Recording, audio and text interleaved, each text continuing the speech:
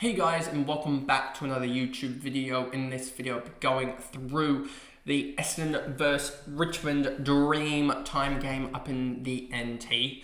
And it ended up being a draw in what could be really impactful for the AFLW season. I'm just checking the ladder quickly here because it does put Essendon half a game above the likes of Melbourne, and it does not affect it, not yet, because Essendon and Melbourne Melbourne has Collingwood, don't they? Yeah, Melbourne has Collingwood, Geelong has Adelaide. I don't expect Geelong to make finals, but they've given it a red hot crack.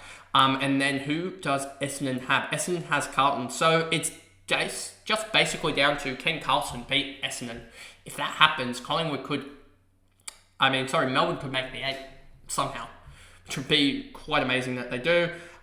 St Kilda, they're gone now after they lost, and so yeah, it's basically just down to Melbourne and Essendon in the final round for that last spot there. If Essendon had gotten over the line against Richmond, or just, it makes no difference, honestly, that they drew to the final game of the round, the final round, because Essendon needed to win versus, and it made no real difference on percentage, I guess, because you do expect Collingwood to win. So yeah, it made no difference, I guess, in the long run that they lost or lost compared to a draw, I would say. But anyway, let's just jump into this, get through this video and this recap, as it was kind of a dead game for scoring, just looking at it here. Nan scored 88, 27 touches, 4 tackles for her. Yeah, she's now in that bracket that's like, she can score on her day, but she's just not consistent enough, and she's going to hold that sort of, it feels like a mid-90s, I think, is what she's averaging, I want to say. Let's see, 88.2, so she's averaging 88, so I was even off there. And yeah, her tackles are just down, her TOG is up, her CBAs are up, so yeah, she's just a little bit down on everything, which kind of sucks, but it is what it is. Bonnie Toogood, back with a bang, 18 touches, 7 marks, and 2 goals too, she's back. And the good thing is that this is what we sort of expect from her now, or somewhere around this marker. She's scored 120s in the past, but yeah, even if she goes 87 in her last game, I'm pretty sure I showed in the video on Monday that she only averages 52 for the year, so that'll still be a buy next year at that point. So that's really good. Maddie Gay, 87, 18 touches, 8 tackles for her for an 87. Surprised she got 8 tackles in there. Maddie Prasparkas, 26 touches for an 85. She's just not scoring premium status though, is she? She's just in the low 90s, isn't she? I'm pretty sure she might even be in the, low 90s, 91.5. She just isn't getting enough. What is she missing out on? Is it tackles? 1.5 tackles a game, but she's just never really been a premium. Because like, she's just not getting enough touches of the footy, I think, in general it's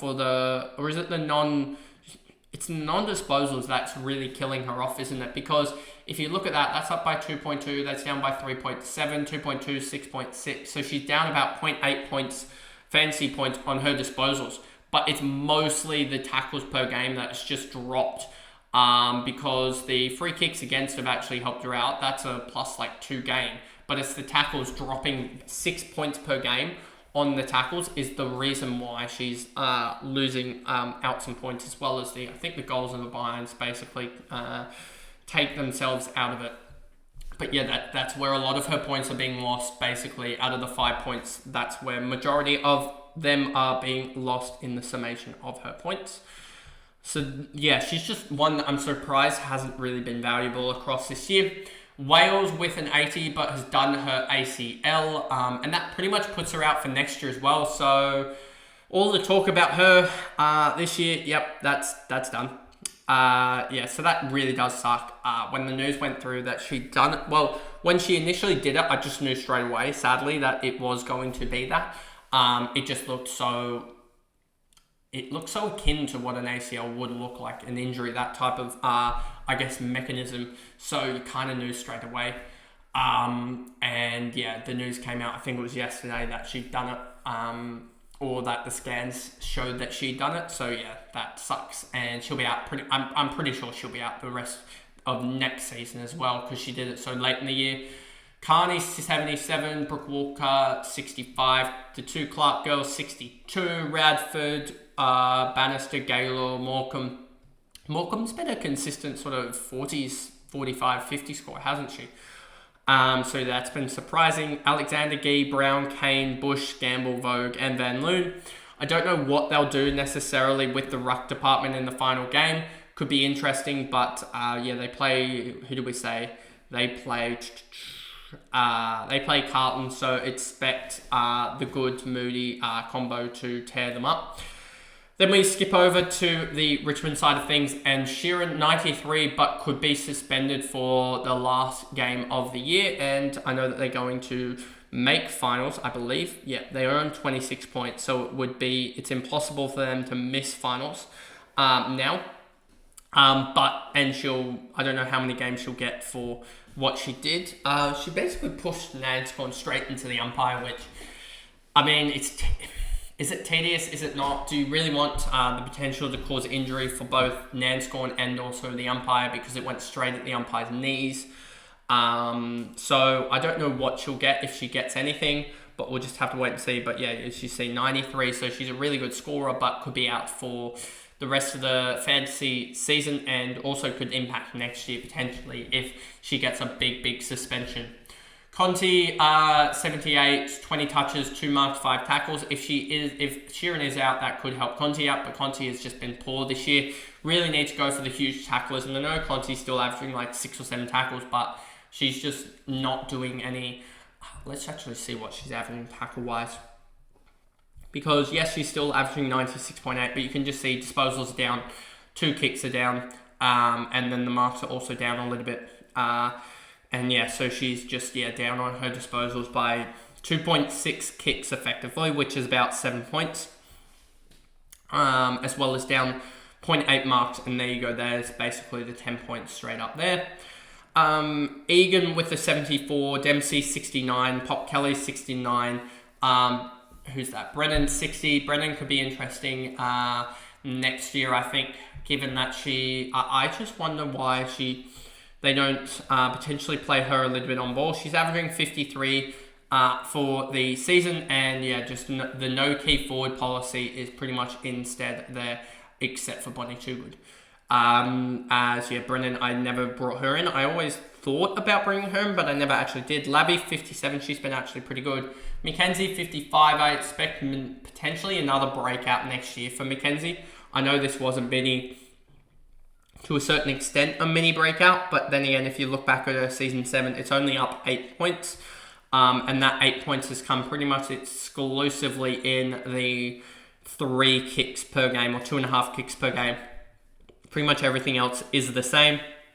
So yeah, that's where her breakout has sort of come in, but it's not really a breakout. I sort of expect her to do, I think, a little bit better next year, as she'll get more time under her belt, I guess, in the midfield, as she's been pretty good, other than, I guess, this one game here where she had a 37 and definitely had a better start to the season than the end.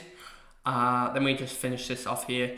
Hicks, she ended up with a 54. Dalloway, McClellan's, Miller, Yassir, Lynch, Greiser, Seymour, Bacon. Bacon's definitely one that I've been watching. I know she's definitely playing behind the ball this year. I'm pretty confident in that. Let me just double check that. As you see here, no CBAs. I do want to see her get in the CBA sometime soon, but she is averaging 25 for the year, so I think she's definitely got time for that to happen in the future. Ford, Shevlin, Graham, and Hoskin as well. I believe Hoskin tore her hamstring, so I'll just have to check the injury reports if they've already come out or if they come out in the future. They'll come out, I think, today anyway. But anyway, that is the video here on the Essendon vs Richmond draw in Dreamtime. So I guess if you did enjoy that video, remember to like and subscribe, turn the notification bell on so you know when I upload, and I'll see you guys in the next AFLW game recap. Bye guys.